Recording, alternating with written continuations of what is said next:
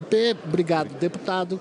Então, como é que é a sua candidatura no meio dessa eleição que todo mundo está dando como já cartas marcadas? O que leva o senhor a fazer essa disputa?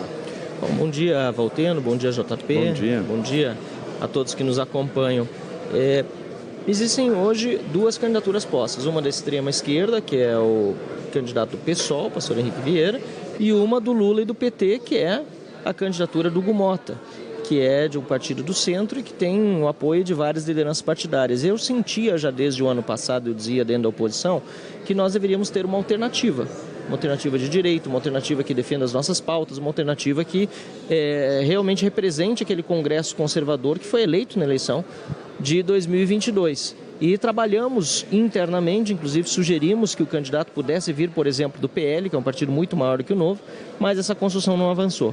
Quando percebemos aí, no final de semana passado, que realmente só haveria essas duas alternativas, em respeito também ao nosso eleitor, lá fora, mas ainda também em respeito a muitos deputados que querem uma alternativa, colocamos a nossa candidatura e eu estou muito contente com a repercussão, porque as pautas que estamos defendendo não só ressoam aqui, como demonstram que há quem esteja defendendo alguma coisa.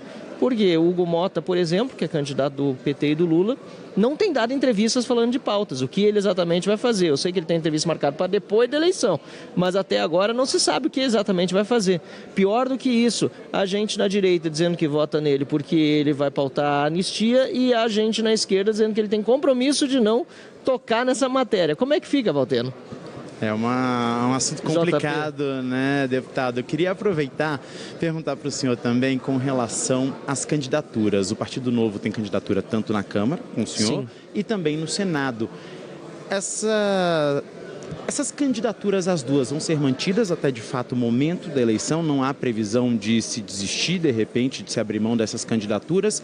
E qual que é a intenção do partido com essas candidaturas, no sentido de o que os senhores esperam caso, de repente, vençam essa eleição? Bom, vamos lá, JP. Primeiro, parabéns ao senador Girão também, que se colocou como candidato aqui. Eu sei que há outras candidaturas avulsas contra a continuidade, né, contra o mais do mesmo. E espero que haja vários senadores aí, até a maioria, que se oponham, né, a um candidato como o Davi Alcolumbre, que, quando venceu a eleição em 2019, eu estava aqui no plenário do Senado, prometeu que não haveria mais voto secreto na eleição.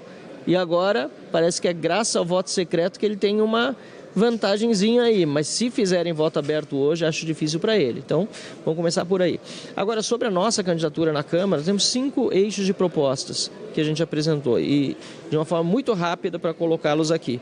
Primeiro, impeachment do presidente Lula, já assinei vários requerimentos de impeachment, então é óbvio que, como presidente da Câmara, vou pautar o impeachment do presidente Lula. Segundo ponto, anistia a todos os perseguidos políticos hoje que nós temos no Brasil. Isso vale para o 8 de janeiro, isso vale para os deputados que estão sofrendo perseguição já há anos. Eu mesmo, por um discurso feito no plenário da Câmara, e não estou fazendo isso em causa própria, óbvio, mas só para exemplificar, estou indiciado pela Polícia Federal, um absurdo em termos de defesa das prerrogativas parlamentares, que é o terceiro ponto, defesa das prerrogativas parlamentares e combate aos abusos de autoridade do STF e a intervenção do Supremo Tribunal Federal no trabalho parlamentar. É um absurdo, por exemplo, que um ministro só, caiu tudo aqui. Eu não estou ouvindo o retorno, mas não sei se chegar no estúdio está tudo certo. É absurdo que nós tenhamos a condição hoje dada a um ministro do Supremo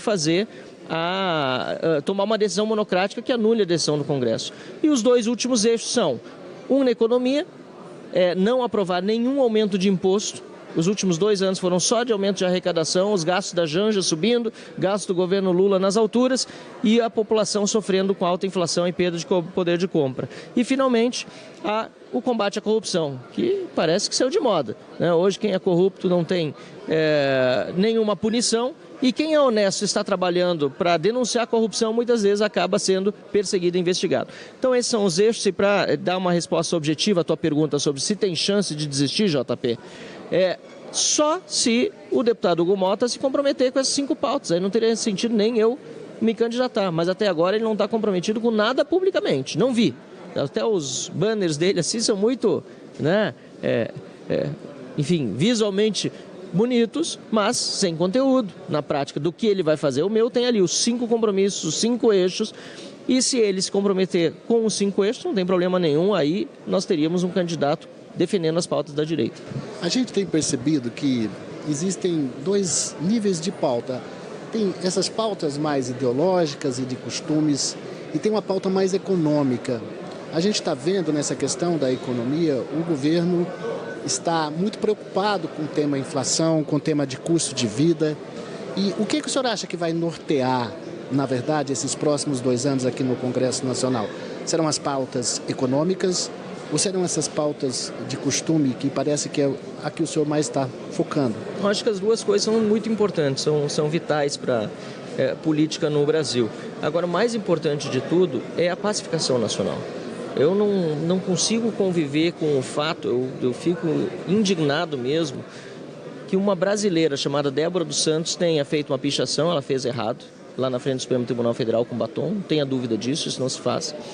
A vandalização, aliás, que aconteceu na Praça dos Três Poderes foi absolutamente deplorável lá no 8 de janeiro, mas conviver com o fato que uma mãe de família já está mais de 2 anos presa, longe dos seus filhos, e condenada a 17 anos de cadeia por ter pichado com batom uma estátua, isso não é correto. Isso é injusto, isso é ilegal, inclusive, inconstitucional, o que o Supremo está fazendo, essa perseguição que é operada nos bastidores pelo próprio governo Lula, que agora tem um líder do governo Supremo, que é o ministro Flávio Dino, né? O líder do governo Lula no Supremo é o ministro Flávio Dino, que está também interferindo em uma série de outros temas aqui. Isso é, infelizmente, inaceitável e precisa ser revertido. E a Câmara dos Deputados, junto com o Senado da República, por isso o Eduardo Girão, nosso candidato a presidente do Senado, é o ideal, precisa recolocar o poder legislativo, o Congresso Nacional no seu lugar. Reequilibrar as forças. A CPI do abuso de autoridade segue engavetada. Mais de um ano, desde novembro de 2023, nós temos as 171 assinaturas. Ela já está pronta para ser instalada no mínimo meio ano e até agora não o foi. É importantíssimo que nós façamos andar a pauta aqui na Câmara dos Deputados para reequilibrar os poderes, para que essa normalidade, tanto na área econômica, também venha e na área da defesa da pauta de costumes. Bom, deputado, o senhor falou, né, a respeito das pautas que são de interesse. Eu queria puxar um pouquinho para o lado econômico, né? Eu queria saber dos senhores como os senhores avaliam a dificuldade para se votar o orçamento, por exemplo, que é uma pauta tão importante, trata inclusive de emendas parlamentares, entre outras questões, né? O governo está tendo essa dificuldade, não está conseguindo votar essas pautas. O senhor acha que agora, com a mudança, de repente, da presidência, ou com o senhor, de repente, entrando na presidência, vai ser mais tranquilo dar andamento a essas pautas? Como é que vai funcionar essa conversa, de repente, com o Palácio do Planalto? Se as pautas forem para redução de gastos, se forem para, inclusive, diminuir impostos, porque a população hoje está sofrendo com aumento de impostos, nós aprovamos, sem o meu voto, que votei contra, uma reforma tributária que vai elevar a alíquota ou vai criar, né, a alíquota de consumo mais alta do mundo. Tudo isso acaba prejudicando a economia. E o que o governo veio mandando de proposta na área econômica nos últimos 2 anos, ou foi insuficiente para cortar gastos, ou foi para aumentar a arrecadação. Então, vou ter que ter uma conversa com o governo, obviamente, para que as pautas enviadas sejam na direção daquilo que o povo mesmo votou nas eleições de 2022. Que foi por menos impostos, que foi por menos arrecadação. E isso eu não vejo, nesse momento, da parte dos demais candidatos, disposição em negociar com o governo nesse sentido. Então, nós precisamos tratar da pauta econômica para dar mais dinamismo para a nossa economia, porque do jeito que a coisa está, com a inflação crescendo, com os juros ainda altos e ainda botando culpa no ex-presidente do Banco Central, um absurdo, né? E o dólar disparando, nós vamos ver logo uma crise econômica levando o povo para a rua. Deputado Marcel Van Hatten, obrigado pela sua participação aqui no nosso estúdio. Nós estamos aqui na Praça das Abelhas, eu acho interessante esse nome, né? Não tem abelhas, mas é ainda Praça bem. Das Abelhas. Mesmo que o mel seja bom, a ferroada não compensa. O deputado vai lá para a Câmara, porque ele tem que trabalhar muito, a eleição lá daqui a pouco, né? Já. Tem que conquistar voto, né? Com certeza, estamos nessa campanha aí, mas a entrevista é importante também, até porque como o voto é secreto, tanto na Câmara como no Senado, o eleitor que nos acompanha deve pedir para o seu deputado que abra seu voto em Marcel Van Hatten, presidente da Câmara.